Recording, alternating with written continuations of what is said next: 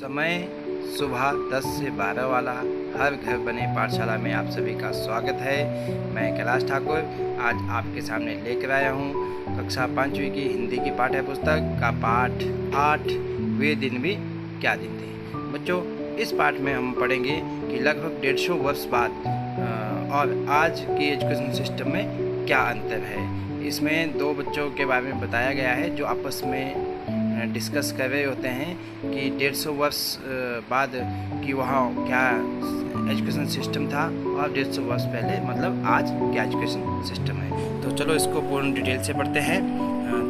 वे दिन भी क्या दिन थे। घटना महत्वपूर्ण थी वरना कुम्मी अपनी डायरी में उसे क्यों लिखती। अपनी डायरी में उसने 17 मई सन 2155 की रात को लिखा, आज रोहित को सचमुच की एक पुस्तक मिली है। तो बच्चों, यहाँ आप देख सकते हो कि जो यह डायरी लिखी हुई है वो लिखी है 17 मई 2155, मतलब आज से लगभग 135 वर्ष बाद यह डायरी लिखी हुई है। अब उसमें लिखा है कि रोहित को एक पुस्तक मिली। वह पुस्तक बहुत पुरानी थी। कुम्मी के दादा ने बताया था कि जब वे बहुत छोटे थे तब उनके दादा ने कहा था कि उनके ज़माने में सारी कहानियाँ कागज़ पर छपती थी और पढ़ी जाती थी। पुस्तकों में पृष्ठ होते थे, पृष्ठ मतलब पन्ने, जिन पर कहानियाँ छपी होती थी मतलब लिखी होती थी, और हर पृष्ठ पढ़ने के पश्चात दूसरा पृष्ठ पलट कर आगे पढ़ना होता था। सारे शब्द स्थिर रहते थे, मतलब जो किताब में लिखा होता है सब अपनी जगह पे खड़े रहते थे, चलते नहीं थे जैसे आजकल पर्दे पर चलते हैं। रोहित ने कहा था, कितनी पुस्तकें बेकार जाती होंगी, एक बार पढ़ी और फिर बेकार हो गई। अब तो हमारे टेलीविज़न के पर्दे पर ना जाने कितनी पुस्तकों की सामग्री आ जाती है और फिर भी यह पुस्तक नई की नई रहती है। बच्चों, यह 150 वर्ष बाद की बात कर रहा है, तो उस टाइम जो एजुकेशन सिस्टम होगा उसमें टेलीविज़न के ऊपर ही जो पूरी किताबें आएंगी, ऐसा इसमें कहा गया है। और जो आज के ज़माने में जो पुस्तक है तो वो छपने से जो उस टाइम नहीं होगी।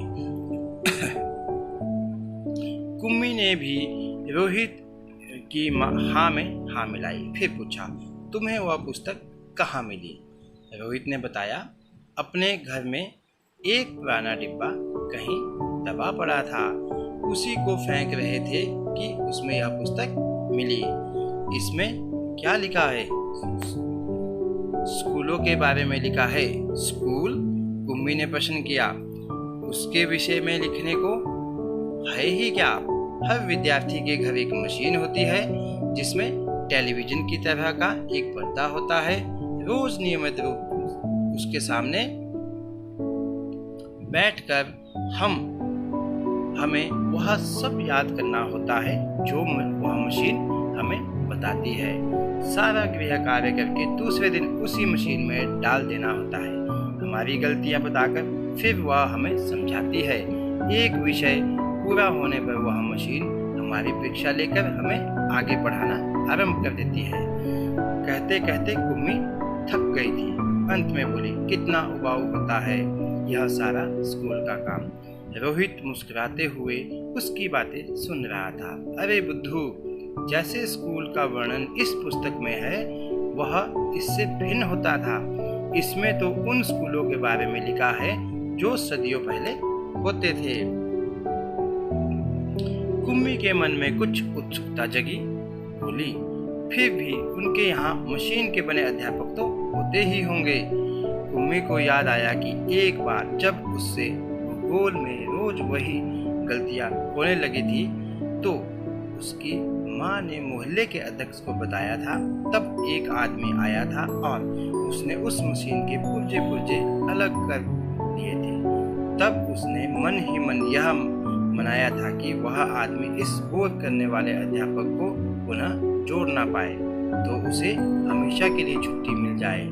लेकिन उस आदमी ने मशीन को फिर से जोड़कर उसकी माँ को बताया था। लगता है मशीन के भूगोल की चक्की कुछ तेज रफ्तार पर थी, सो आपकी लड़की के लिए उससे समझना कठिन हो गया था।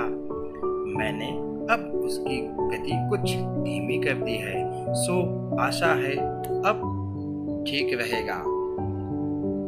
और कुम्मी को उसी समय भूगोल का सबक सीखने बैठ जाना पड़ा था। मन ही मन वह उस मशीनी अध्यापक को कोसती रही थी। तभी रोहित ने कुम्मी के सोचने के सिलसिले को तोड़ा। बोला, हाँ, तब अध्यापक तो होते थे, परंतु मशीन नहीं, स्त्रियां और पुरुष होते थे। क्या कहा? कहीं कोई स्त्री या पुरुष इतने सारे विषय हमें सिखा सकता है? क्यों नहीं? वह बच्चों को सारे विषय समझाते थे, गृह कार्य देते थे और प्रश्न पूछते थे। अध्यापक बच्चों के घर नहीं जाते थे, बल्कि बच्चे एक विशेष भवन में जाते थे जिसे स्कूल कहते थे। कुम्मी का अगला प्रश्न था, तो क्या सब बच्चे एक समय में एक जैसी ही चीजें सीखते थे? हाँ, एक आयु के बच्चे एक साथ बैठते थे, लेकिन माँ कहती है कि मशीनी अध्यापक हर बच्चे की समझ के अनुसार पढ़ाता है। फिर पुराने जमाने में यह सब कैसे संभव होता था? तब वे लोग इस प्रकार नहीं करते थे। रहने दो, तुम्हारी इच्छा नहीं है तो मैं वह पुस्तक तुम्हें नहीं दूंगा। कुम्मी झट से बोली, नहीं नहीं, मैं उसे पढ़ना चाहूंगी कि तब स्कूल कैसे होते थे, कितनी अजीब अजीब बातें जानने को मिलेगी। इतने में अंदर से माँ की आवाज़ सुनकर कुम्मी बोली, लगता है सबक का समय हो गया है। रोहित भी उठा और अपने घर की ओर चला गया। कुम्मी अपने घर की ओर चली गई। अंदर मशीन आगे का सबक देने को तैयार थी। मशीन की आवाज़ आनी आरंभ हो गई थी। सबसे पहले आज तुम्हें गणित सीखना है, कल का होमवर्क छेद में डालो। कुम्मी ने वैसा ही किया। वह सोच रही थी कि कितने अच्छे होते होंगे वे पुराने स्कूल, जहाँ एक ही आयु के सारे बच्चे हंसते खेलते कूदते स्कूल जाते होंगे और पढ़ाने वाले पुरुष और स्त्रियां होते होंगे। इतने में मशीन से स्वर आना आरंभ हो गया था और पर्दे पर चलते हुए अक्षर एवं अंक आने शुरू हो गए थे। और कुम्मी सोच रही थी कि तब स्कूल जाने में कितना आनंद आता होगा, कितने खुश रहते होंगे सारे बच्चे। तो बच्चों, इसी के साथ हमारा जो यह पाठ है वो समाप्त होता है। तो इसमें आपने पढ़ा है कि 135 साल के बाद जो किस प्रकार की शिक्षा प्रणाली थी, जिसमें सिर्फ एक कंप्यूटर की तरह एक मशीन थी। जो बच्चे थे ये मशीन के माध्यम से पढ़ रहे थे। और ये बच्चे आज के समय मतलब 2020 की बात को लेते हैं, तो आज के समय के बारे में ही बात कर रहे थे कि सदियों पहले किस प्रकार की शिक्षा प्रणाली होती थी। तो आपने देखा होगा, हो सकता है आने वाले समय में कुछ इस प्रकार की शिक्षा प्रणाली ही बन जाए। तो इसी के साथ ही हमारा ये चैप्टर ख़त्म होता है। अगले वीडियो में हम इस पाठ के प्रश्न उत्तर करेंगे। तब तक के लिए सभी को नमस्कार, धन्यवाद।